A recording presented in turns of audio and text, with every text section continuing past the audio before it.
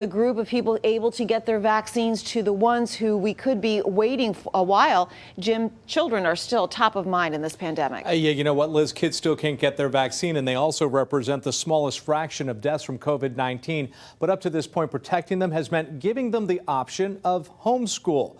Here we are 1 year into the pandemic. Some kids have simply stopped showing up for class. CBS 12 News sat down with a team of caseworkers for the Palm Beach County School District. It's their job to find those students and get them back on track. Here's our Lexi Nall. This is an issue that has plagued school districts across the country since the start of the pandemic. Students missing from both brick and mortar and online classes. In Palm Beach County, thousands of registered students seem to slip through the cracks this year.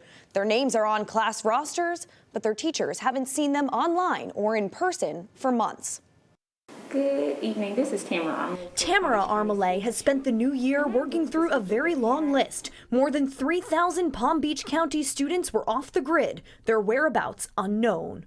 We have found a lot of our students have been missing in action. Armale is part of a team of 5 caseworkers whose goal is to locate and speak with every one of these phantom students. Any child that we don't know where the whereabouts are is somebody that we're going to be worried about. We want to make sure that we know where all of our students went or where they are to make sure that they're safe. June Issa oversees the outreach effort. She and her boss, School Superintendent Dr. Donald Vinoy, tell CBS 12 News that locating COVID's lost class is tricky. Where are they, right? So they haven't withdrawn from school. They're still registered, but there's been no contact. We were finding that we were having difficulty actually contacting any family members. For anybody that's They say most of these students have transferred to private schools, moved out of state, or are being homeschooled. But some, likely dealing with struggles separate from their studies, seem to have given up on school altogether. We've had a lot of our seniors or our juniors and seniors in high school who have stopped going to school so they can support their families. Because of COVID, a lot of their parents have lost their jobs. Caseworkers like Armale are working hard to get those students re-engaged.